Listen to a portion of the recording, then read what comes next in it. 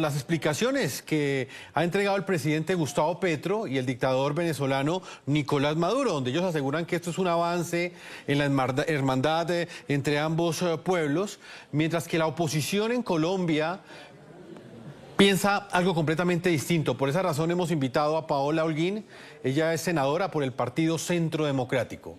Congresista, como siempre es un gusto tenerla acá en el programa La Noche y quiero conocer su opinión frente a este acuerdo que plantea el presidente Gustavo Petro y que ha amplificado el dictador Nicolás Maduro. ¿Usted cree que Maduro es un socio confiable para Colombia para que se logre ese objetivo de pacificar la frontera entre Colombia y Venezuela? Bienvenida.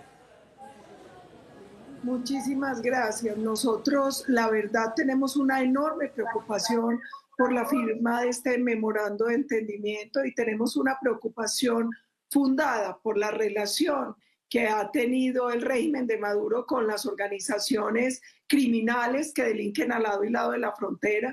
Nosotros vimos lo que pasó, por ejemplo, en la crisis del Catatumbo, cuando se le permitió a guerrilleros del ELN pasar de Arauca, norte de Santander, por los estados de Táchira y Zulia, y cuando uno ve que del otro lado de la frontera no hay un régimen democrático, hay una narcodictadura, cuando vemos la relación que ese régimen ha tenido con las estructuras criminales, pues para nosotros genera alarma y preocupación este memorando de entendimiento. Senadora, expliquémosle a nuestros televidentes que están en el continente americano y también los que viven en estas regiones, cuáles son los grupos armados ilegales que hacen presencia en ese lugar y por qué ese factor resulta ser un aspecto supremamente preocupante dentro de esta alianza que han planteado ambos gobiernos. Nosotros tenemos una enorme preocupación, según la Defensoría del Pueblo en el informe de alerta temprana. En diciembre del año pasado, la frontera entre Colombia y Venezuela representaba un riesgo porque allí había presencia de varias estructuras criminales, una presencia muy fuerte del ELN, presencia de la FARC, presencia del ejército gaitanista, presencia del EPL a través del Frente Libardo Mora, pero además habían unas bandas locales de multicrimen a lo largo de la frontera, como los de Porras, el Carro Rojo, Manzaneros, los mexicanos y el Tren de Aragua, AK-47 y las autodefensas colombo-venezolanas y la Línea, para citar alguna de las organizaciones. También nosotros tenemos claridad en que la estructura terrorista del ELN se ha convertido en una especie de guerrilla binacional. De hecho, en algún momento se afirmó que por cada hombre que había en Colombia habían 3 en Venezuela de esta estructura, y es la que viene generando un control sobre todo en la zona que se establece para este memorando de entendimiento, que serían los estados de Táchira y Zulia por el lado venezolano, norte de Santander por el lado colombiano, pero también es claro lo que ha dicho el dictador Nicolás Maduro, y es que la idea es ir ampliando esta zona a lo largo de los más de 2.200 kilómetros de frontera. Senadora, ¿usted teme que el régimen de Nicolás Maduro tenga incidencia en territorio colombiano? ¿Esto podría pasar en el marco de este acuerdo? Sí, nosotros tenemos una enorme preocupación. Yo desde hace más de un año he estado prendiendo las alertas en Colombia, porque desde hace mucho se venía hablando de la creación de una franja binacional que se podría convertir en una especie de franja de Gaza. Nosotros tenemos una angustia, y es cómo se va a ejercer el control en una zona, teniendo en cuenta además la altísima concentración de cultivos ilícitos que se presenta justo en ese punto. Nosotros tenemos que recordar que hay más de 40.000 hectáreas de coca en esa zona, que solo Tibú concentra más de 20.000 hectáreas de coca, es el municipio con mayor concentración de cultivos de coca, y nos surgen muchas preguntas, y es, ¿usted cómo puede establecer un marco serio de cooperación con un régimen como el de Venezuela, con la falta de institucionalidad que hay allí,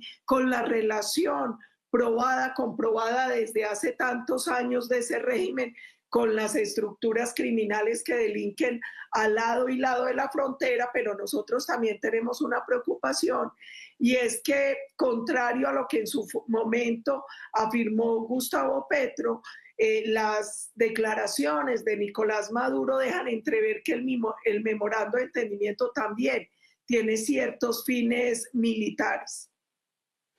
Pues, senadora, una de las primeras voces de la oposición política que en Colombia rechazó esta denominada zona binacional fue precisamente la del líder de su partido, el expresidente Álvaro Uribe Vélez.